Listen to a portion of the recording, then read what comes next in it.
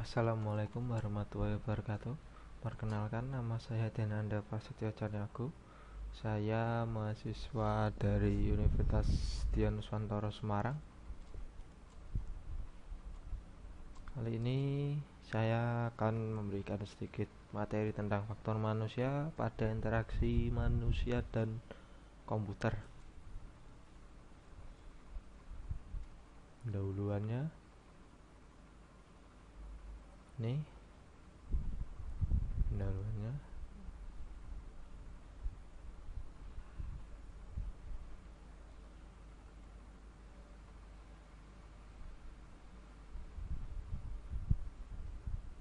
kemudian peran user atau manusia pada IMK.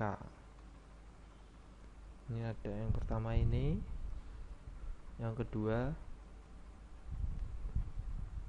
yang ketiga ini. Selanjutnya kelompok pengguna. Pembagian kelompok dibagi menjadi 3. Ini yang pertama novice atau first time user. Ini keterangannya bisa dilihat.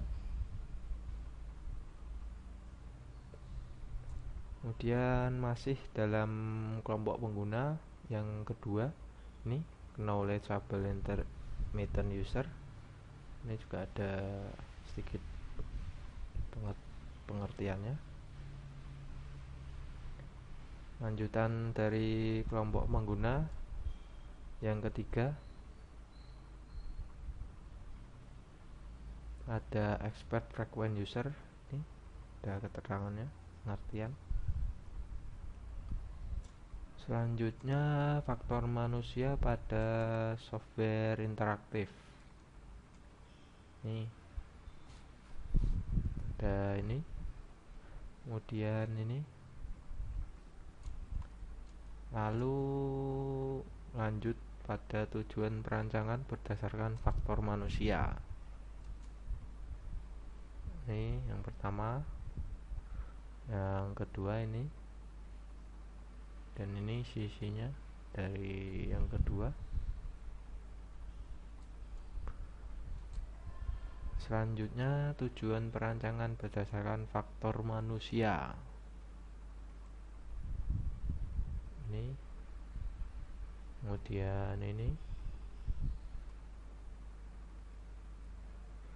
lalu ada saluran input dan output.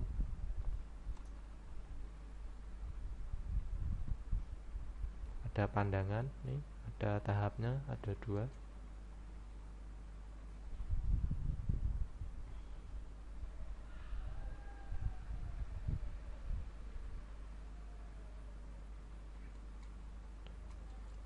Selanjutnya istilah dalam penglihatan visual. Ini yang pertama ada luminance, kontras. Selanjutnya masih dalam istilah penglihatan visual. Yang ini ada kecerahan dan ketajaman penglihatan. Ini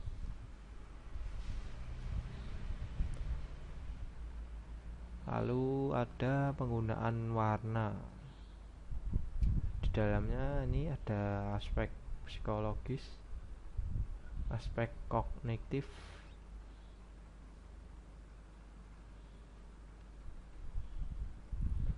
lalu proses informasi. Proses informasi pada manusia terdiri dari 3 sistem utama. Ini yang pertama perseptual, yang kedua kognitif, dan yang terakhir ketiga sistem motor. Ini berikut penjelasannya, pengertiannya. Kemudian ini aspek perseptual atau persepsi.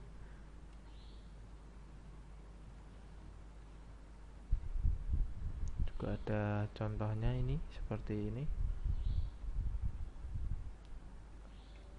Selanjutnya yang kedua aspek kognitif.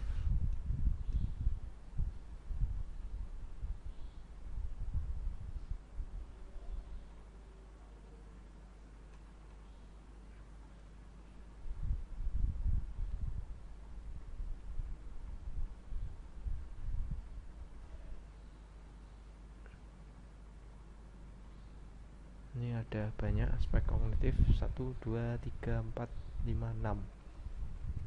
Kemudian ada motor sistem. Ini motor sistem juga ada contohnya.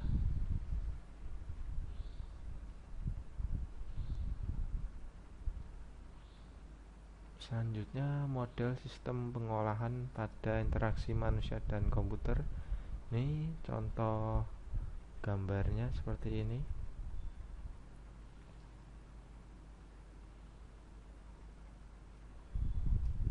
Selanjutnya ada model memori. Ada register sensori, memori jangka pendek, memori jangka panjang.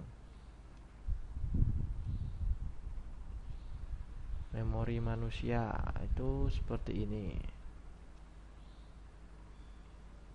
Ada external environment atau lingkungan luar, lalu sensor untuk merasakan ini, lalu dilanjutkan pada short term memory, lalu dan long term memory.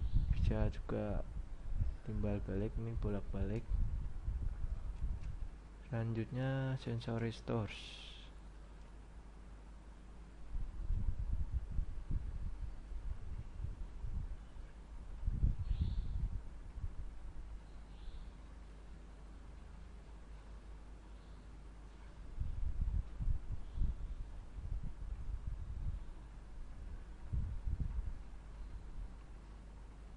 Kemudian nih tentang short term memory atau memori jangka pendek.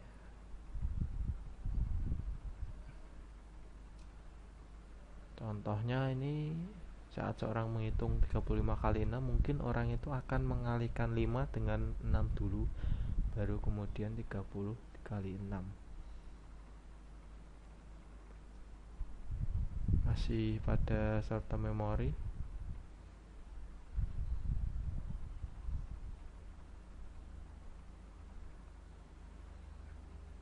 Dan ada juga contohnya ini.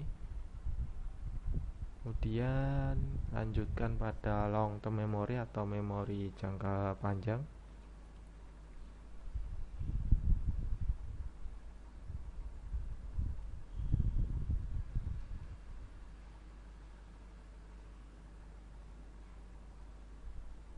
Jenis-jenis long term memory yaitu ada dua. Yang pertama ini dan yang kedua ini.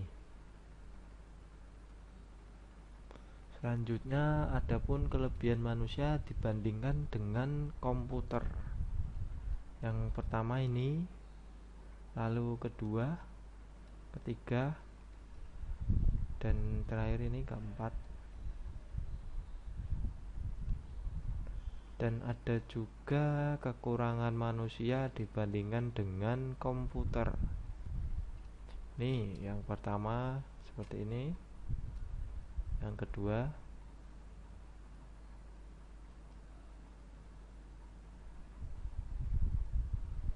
yang ketiga ini, dan keempat ini. Ya, cukup sekian dari saya. Apabila ada kesalahan, mohon maaf. Assalamualaikum warahmatullahi wabarakatuh.